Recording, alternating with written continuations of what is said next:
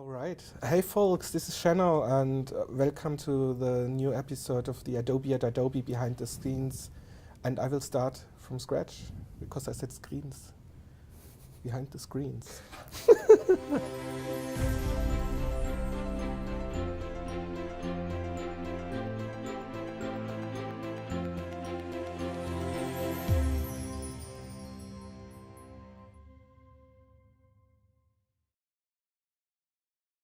Hey folks, this is Shanno and welcome back to a new episode of the Adobe at Adobe Behind the Scenes podcast. And I'm happy to welcome Mark, my peer from the Adobe at Adobe team. We were just chatting upstairs and you did this very cool side project, and this is basically a picture frame. Yeah, so this is a digital picture frame that we threw together. Basically the way that started was we had a Raspberry Pi kicking around from a separate project and some other hardware like the display. And took them both, threw them together, and tried to figure out what we could build with it. You know, try to tie into some of the Adobe services.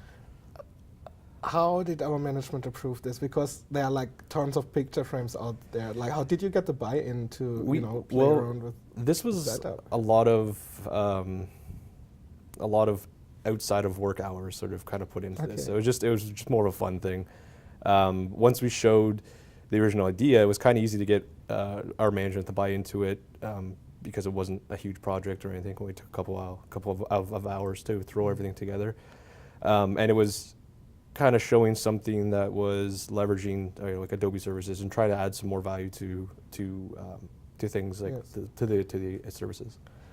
Where are these pictures coming from? So do I upload it with USB Node.js? How do I get the pictures on the frame? Yeah, so the sell here is that this is being pulled in dynamically from an album on the Adobe Revel service. So Revel is a place where it's basically being sold as the go-to place to store all your photos and share them with your friends and your family. So the natural progression of that was to create a picture frame that would automatically sync itself to an album.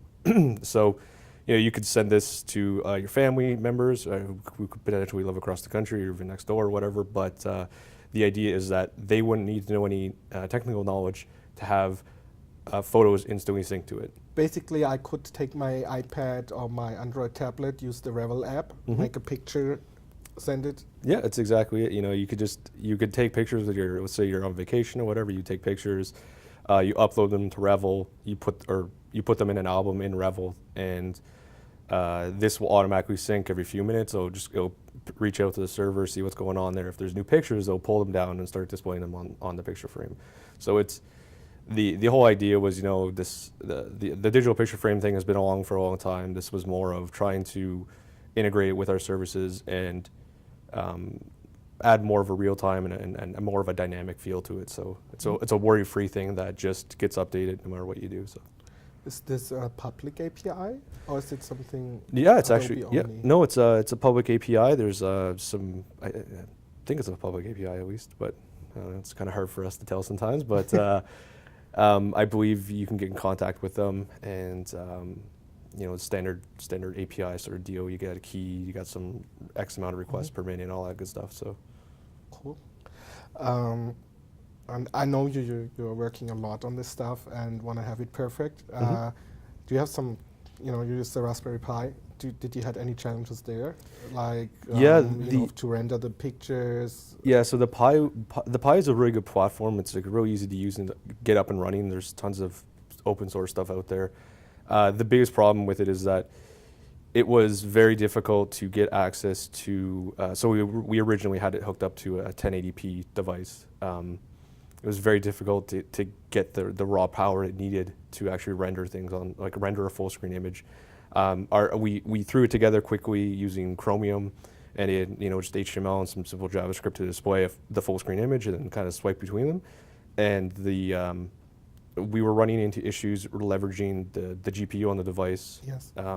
So it got into this big situation where it was just kind of too slow, a little bit too sluggish. So we ended up going with an open source image viewer that doesn't boot into X windows or anything like that. So it just boots right into this program, and everything is being rendered, everything is being rendered and displayed with using the GPU on it. Oh, nice. So that really sped up the experience. If you ever want to take that further, it was open source, so you can add in your own little fancy animations and stuff like that. But do you know the way of this, the name of this viewer? I have no idea. I cannot remember that. Doesn't matter. If you find it out, I think we will write it into the description. Sounds I think good. It's quite interesting how we overcome this problem actually. Yeah. And the actual string was developed in Python, or was it? Yeah. So we Perl. In Perl even. Yeah. So we I did threw it all. not know that this language is still existing. Yeah. Yeah. So I think it was a combination of Perl and some shell scripts. Linux is pretty easy once you get your hands in there, and it just has a couple cron jobs set up and all that good stuff. The API, the Revel API, was actually really robust. There's a lot of additional things if you wanted to do, you could, like it does image rendering or renditions and stuff. So. Oh, the API gives you already the renditions? Yeah. Oh, that's cool. So it's I think there's a couple presets out of the box where it'll give you standard sizes, and then you can specify your own if you wanted to, and you can have it render at X amount by X amount. So it opens up a lot of doors if you wanted to take this in a different direction, or if you want to leverage the service for something else. So cool. It's cool stuff. Thanks. Yeah, it was fun. Yeah. I know, I love to see that. I love to play around with that. Guys, this is like stuff what we do outside when we get some time to, to develop. Just play around. Absolutely cool. Thanks a lot. Thanks. And for you outside, register to this podcast, subscribe to this channel. We have tons of videos, also older videos showcasing what we are doing. And also check out our Adobe Adobe blog, which some more information and other side projects we are working on. Thanks a lot, and I hope I see you at the next show. Thanks.